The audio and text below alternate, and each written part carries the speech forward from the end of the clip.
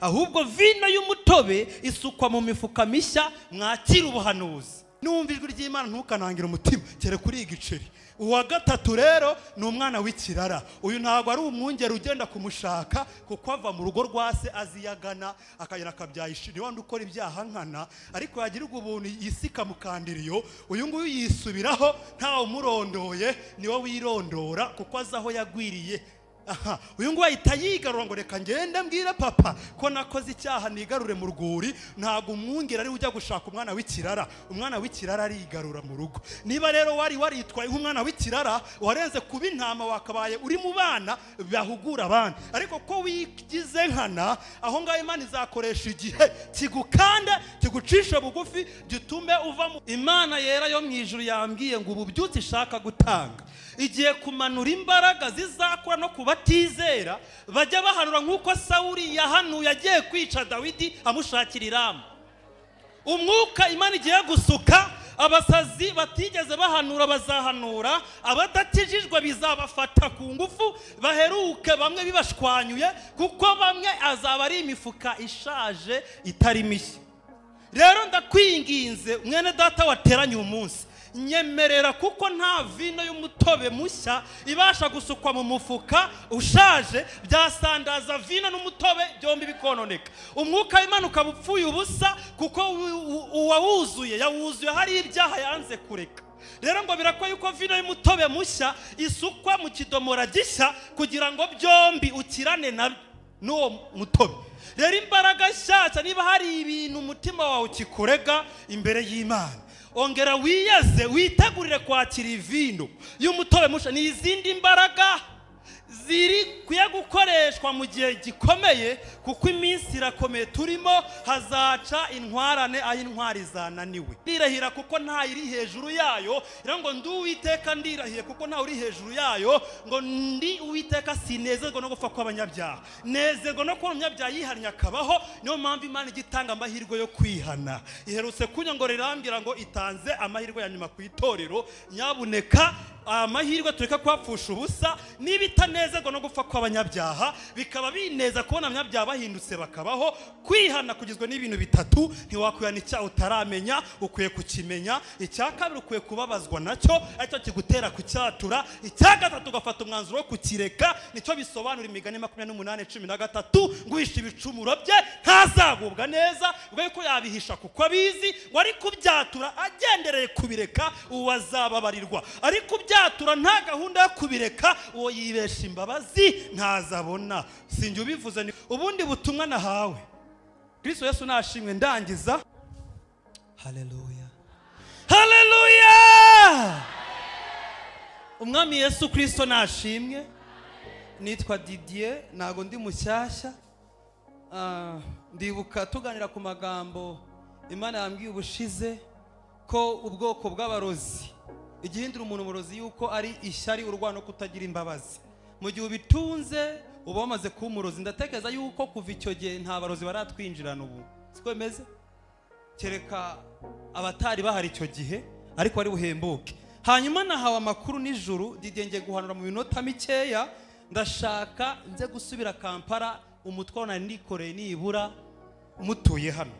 Sinzi mwabonye Pastor Munezero ampagurukije hariya ampanuriye atavuze, ntajwi numvisha, ariko mukungendeje hano nasobanukiwe iki Imana ivuze kuko iyo uri mu mwuka wumva kabiri. Akingenesha namenya yuko hari urugendo Imana ifunguye. Ikindi mugera nicaye hariya, ibi bintu by'abantu barwaye amaguru ibikiri biki nabonye ibirema bihaguruka. Ndabwira Imana nyemera none niba mpawe amahirwe ntegeke abari basigaye bataragenda bakire kugenda. Uwibwira yuko mu kuguru hari ibisigaye azamura ukuboko ntegeke, azamura ukuboko ntegeke mu izina rya Yesu Kristo. Akira gukira guturutse ku Mwami Imana. Hanyuma hari ibintu twabwiwe, reka tubisome hano. Mariko 2:21 na 22. Hari amagambo avuga ngo ni ijambo ry'ubuhanuzi. Imana ishaka kumanura icyitwa vino y'umutobe mushya. Ni imbaraga nshyashya ariko ishaka kumanurira mu mitima yejejwe neza. Ariko izi mbaraga igiteye agahinda zigenda kumanukira no mu bantu batejejwe neza, biheruke izi mbaraga zibakoze nabi. rero ndashaka ube maso wumve imvugo y'Imana. Mariko 2:21 na 22 haravuga ngo nta wadoda ikiremo cy'igitambaro gishya mu mwenda ushaje, yagira byo icyo kiremo gishya cyaca uwo mwenda. Yesu hano yarimo avugana n'abadozi, ariko asanga hariyo n'abacuruza ibyo kunywa harimo vino n'imitobe. Ahita avuga rero ntago mvugana n'abadoda imyenda gusa, reka nkoresha imvugo noneho y'abacuruza ibinyobwa. Agena ku murongo 22. Turi ko bene data, turi mu butumwa bwanditswe na Mariko 2:22 niho tugeze. Kandi nta usuka vino y'umutobe mu mifuka y'impu ishaje, uwagira byo vino yaturitsa iyo mifuka, vino igasandara hasi, imifuka ikononekara. Ahubwo vino y'umutobe isukwa mu mifuka mishya, mwakira ubuhanuzi. Hanyuma ubusobanuro ni ubu ngubu. Imana yera yo mu ijuru yambwiye ngo ububyutse ishaka gutanga igiye kumanura imbaraga zizakora no kubatizera bajya bahanura nk'uko Sawuli yahanuye agiye kwica Dawidi amushakira Rama. Umwuka Imana igiye gusuka, abasazi batigeze bahanura bazahanura, abadatijijwe bizabafata ku ngufu baheruke bamwe bibashwanyuye, kuko bamwe azaba ari imifuka ishaje itari mishya. Rero ndakwinginze mwene data wateranye umunsi, nyemerera kuko nta vino y'umutobe mushya ibasha gusukwa mu mufuka ushaje, byasandaza vino n'umutobe byombi bikononeka. Umwuka w'Imana ukaba upfuye ubusa, kuko uwawuzuye yawuzuye hari ibyaha yanze kureka. Rero ngo birakwiye yuko vino y'umutobe mushya isukwa mu kidomora gishya kugira ngo byombi ukirane n'uwo mutobe. Rero imbaraga nshyashya, niba hari ibintu umutima wawe ukikurega imbere y'Imana, ongera wiyeze witegurire kwakira vino y'umutobe mushya. Ni izindi imbaraga ziri kuya gukoreshwa mu gihe gikomeye, kuko iminsi irakomeye turimo, hazaca intwarane aho intwari zananiwe. Mani magabo, niba hari ukuntu wiyumvagamo kutezwa neza, kwezwa ni inyungu zawe, kandi abantu Imana ishaka gukoresha izakoresha abantu itarobanuye ku butoni, kuko ikiguzi mu rwandiko rwa 2 rwa Timoteyo 2:21 haravuga ngo umuntu wese niyiyeze. Ariko bavuze pasiteri, ariko bavuze diakoni, ariko bavuze apotre, bavuze ngo umuntu wese niyiyeze. Ikiguzi cya 2 akitandukanya n'ibyamwanduje byamuteye kwezwa. Bisobanura ngo niba wiyejeje ngo Mana mbabarira ubusambanyi, birakwiye yuko witandukanya n'uwo mwasambanye. Rero kwiyeza ntibihagije, urasabwa no kwitandukanya n'ibyaguteye kwezwa. Niyo mpamvu urwandiko rwa 2 rutegurira umuntu wese wemeye kwezwa, ntari bube igikoresho cy'icyubahiro gusa, arakira izindi imbaraga zo gukoreshwa iby'intwari zananiwe gukoreshwa. Ibi bintu werase hanuye ngo harabo Imana amweretse baza biyongera hano. Ibi bintu rega bigiye kuza, ntago biri kuri. Ahubwo se wewe uri hano ugize amahirwe yo kuba ubu butumwa, uri tayari kwezwa neza? Are you sure? Are you ready to be used by God in this end time? Uri tayari gukoreshwa n'Imana mu gihe cy'imperuka nk'iki, aho itorero riri gutegurwa kuzamuka ridafite ikizenga cyangwa mu nkanyari? Kubera ko turabwiwe ngo vino y'umutobe mushya iyo ushize mu kidomora kitarezwa kikirigisha, kigifite bya bindi bya kera ya vino ya kera, ngo biheruka vino itoboye cya wa mufuka ugasandara, ugahomba vino, ugahomba n'iki n'umufuka. Birakwiye ko ari umufuka ubanza kwezwa witegura kwakira vino y'umutobe muke. Birashoboka yuko wigeze wuzuzwa, ariko birakwiye ko wongera kwezwa kugira ngo wongere wuzuzwe. Imbaraga utigeze ushobora, niba hari imbaraga zinesha dayimoni umwe, birakwiye yuko wakira imbaraga zinesha abadayimoni barenga umwe. Hari dayimoni w'akamenyero twabwiwe ngo akwiye gusohoka, hanyuma ibi ngibwa haragaciyeho. Ubundi butumwa nahawe, Kristo Yesu nashimwe, ndangiza mu minota nari mpawe, kuko numvaga mfite umutwaro nikore kandi nkwiye gutura. Kristo Yesu nashimwe. Ubutumwa bwiza uko bwanditswe na Luka igice cya 15 uhereye ku murongo wa mbere kugeza ku murongo wa nyuma ari wo 32. Ibi ngiye kubivugira mu mutwe muhasome neza. Ubutumwa bwiza uko bwanditswe na Luka igice cya 15 uhereye ku murongo wa mbere kugeza ku wa nyuma 32. Havuga abantu b'ubwoko butatu Imana ishaka yuko bezwa kandi bakihana neza. Uwa mbere uvugwa ni intama yazimiye. uwo ni uwa mbere. Uwa kabiri ni igiceri cyazimiye. Uwa gatatu ni umwana w'ikirara wazimiye. Ubu bwoko bw'aba bantu hano mwese murahari, ntago twese tuzimira kimwe. Hari abazimira nk'abana b'ibirara, hari abazimira nk'ibiceri, hari n'abazimira nk'intama. Hano Yesu aravuga ngo mu gice cya 15 Luka umurongo wa 7 n'uwa 8 ngo iyo umunyabyaha umwe yiharanye ngo mu ijuru bakora ibirori. Ikirema ashobora kujyagurutsa kikagenda mu ijuru nta birori bikorwa. Ariko iyo hari uwatsindwa n'ijambo akihana, akemera kureka ubusamba, akemera kwatura ibyaha n'ibicumuro ashaka kubireka, ngo mu ijuru ibi ngibi bibatera gukora ibirori. Nubwo twebwe tutabikora, mu ijuru barabikora. Babikorera uwihannye gusa. Ntago ari impumyi yahumutse bakorera ibirori, ntago ari ikirema cyagenza bakorera ibirori, ni uwihannye. Mani Imana ifite inyungu cyane mu kwihana kwacu, kuko nicyo gituma Imana igaragara nkaho yatindije amasezerano, nkuko mwene data bivuze mu rwandiko rwa 2 rwa Petero 3 umurongo w'9 ngo umwami Imana ntajya akora iki, ntatinze isezerano nkuko bamwe babitekereza. Ni bamwe, ntago ari bose, ngo ahubwira twihanganira idashaka yuko hagira n'umwurimbuka, ishaka yuko bose bagera ku rwego rwo kwihana. Bivuga yuko nubwo bose batazihana, abazarimbuka bazaba bizize, kuko Imana yandahiye muri Ezekiel 33 umurongo wa 11 irahira, kuko nta iri hejuru yayo. Ngo ndi Uwiteka ndirahiye kuko nta uri hejuru yayo, ngo ndi Uwiteka sinezerwa no gupfa kw'abanyabyaha, nezerwa no kuba umunyabyaha yihannye akabaho. Niyo mpamvu Imana igitanga amahirwe yo kwihana. Iherutse kunyongorera irambwira ngo itanze amahirwe ya nyuma ku itorero. Nyabuneka amahirwe tureka kwapfusha ubusa, niba itanezerwa no gupfa kw'abanyabyaha, bikaba bineza kubona abanyabyaha bahindutse bakabaho.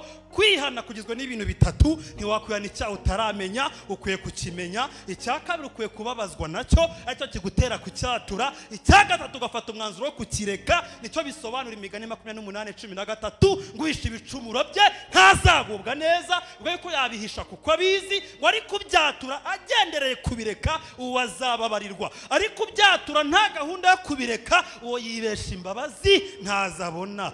Sinjye ubivuze, ni ko Uwiteka avugira mu kanwa ka Salomo muri Imigani 28:13. Rero mu gihe watura ujye usaba n'imbaraga zo kubireka, kuko kwatura ni kimwe ariko kubireka ni ikindi. Niyo mpamvu udakwiye kwishimira ko ubuzima bw'ibyaha, ahubwo horana inyota n'inzira byo gukiranuka. Mbibutsa abantu bahora batura ariko barabuze imbaraga zo kubireka. Igihe cyose utaramanika, igihe cyose ugifite inzara n'inyota byo gukiranuka, nkuko Yesu yavuze muri Matayo 5 umurongo wa 6 ngo uracyari mu bahiriwe, ntago urabona ishyano. Fa kuba ufite inyota n'inzara byo gukiranuka kwa Kristo, amaherezo ni uguhazwa nawe.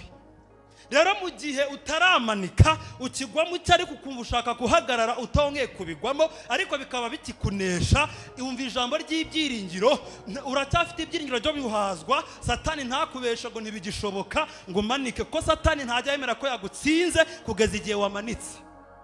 Ariko mu gihe cyose wumva ngo sinza ahora mbyatura bandeba, narambiwe guhora natura, Imana nananiwe kunkiza, ibyo nibyo Satani ashaka yuko mba muri ubwo buzima, mwishushanya yuko nta gihari, kuko wamaze kuba nk'umudemobe wamanitse. Imana irambye ngo nkubwire ngo mu gihe cyose ugifitiye inyota y'inzira byo gukiranuka, amaherezo ni uguhazwa wimanika.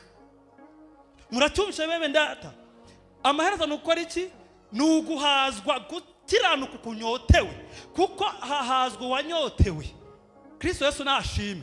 Ubu bwoko butatu, uwa mbere ni intama yazimiye, ni umukristo wa wundi ubasha kuba Imana imureba nk'intama. Uyu nguyu yakoze amakosa, ashobora kuba atasuwe kandi ari mu itorero, yahura n'uburwayi ntibamusure kandi ari mu itorero. Uyu nguyu uko bigenda rero, ashobora gucika intege agasigara atakira iyo ngiyo, bakavuga ngo njyewe ntibansuye, menya basura abakire. Iyi ntama ikwiye gukurikirwa n'umushumba akajya kuyishaka aho yazimiriye. Iyo ni intama. Hakaza noneho uwa kabiri.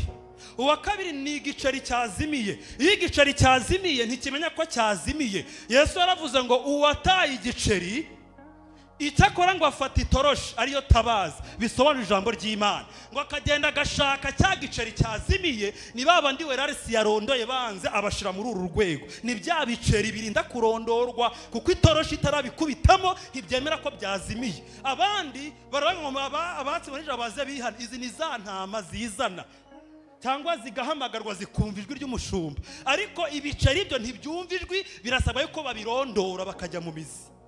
niyo mpamvu wahise ubona hari ikindi cyiciro bavuze ngo muze hano mwitandukanye n'abariya. Ibi ni ibiceri bikwiriye itoroshi no kurondorwa kugira ngo byihane no kwatura, kuko byo ntibizi ko byazimiye. Iyo igiceri cyatakaye ntabwo to gitaka ngo naburiye hano, ahubwo ni inshingano z'uwagitaye cyangwa uwari ugishinzwe, wari ugifite, kuko cyamuvuye mu ntoki kigataka, akwiye gushaka itoroshi akagishaka. Ni handi ijambo ry'Imana rigenda rikurondora rikunyura ahantu hose. Niyo mpamvu ijambo uhora utsindwa naryo ukagaruka kwihana. Ni handi umwijima uhuye n'umucyo bikagutera kwihana. Icyo ni igiceri. Hari abakristo bateye nk'ibiceri, aba ntibapfa kwemera kereka itoroshi bakubisemo bakabarondora. Ariko intama yo iyo yumvise ijwi ry'umwungeri rero ngo nyaboneka naburiye hano, icyatumye nanirwa gusenga no kutaza kwigabura, dore icyo mwazize, mwanze kunsura narwaye, bituma njya mu ntege nkeya. Ariko ubwo muvuze ngo ntacyo bitwaye ngaruke, Imana imbabarire. Iyi ni intama. Iyi ntama yishimira kubana n'umwungeri iyo yataka, ariko igiceri kiba kitaragera ku rwego rwo gukura ngo gihinduke intama. Niyo mpamvu ijambo rihari gukuza ibiceri ngo bive mu buceri buhinduke intama. Numva ijwi ry'Imana ntukanangire umutima kere kuri igiceri. Uwa gatatu rero ni umwana w'ikirara. Uyu ntabwo ari umwungeri ugenda kumushaka, kuko ava mu rugo rwa se aziyagana akagera akabyayishira. Ni wandi ukora ibyaha nkana, ariko yagirirwa ubuntu isi ikamukandiriyo. Uyu nguyu yisubiraho ntawe umurondoye, niwe wirondora kuko azi aho yagwiriye. Uyu nguyu ahita yigarura ngo reka ngende mbwire papa ko nakoze icyaha nigarure mu rwuri. Ntabwo umwungeri ari ujya gushaka umwana w'ikirara. Umwana w'ikirara arigarura mu rugo. Niba rero wari waritwaye nk'umwana w'ikirara, warenze kuba intama, wakabaye uri mu bana bahugura abandi. Ariko ko wigize nkana, aho ngaho Imana izakoresha igihe kigukande, kigucishe bugufi, gitume uva mu burara ugaruke iwanyu. Rero mwese abari hano, icyiciro niba utari mu bana b'ikirara bakwiye kwigarura, uri igiceri cyangwa uri intama. Ariko icyo mbasa nuko twaba intama zumva ijwi ry'Imana, tukareka kwinangira imitima.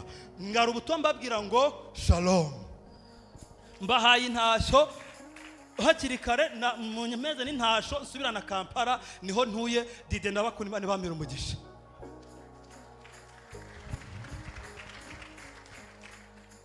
Amen.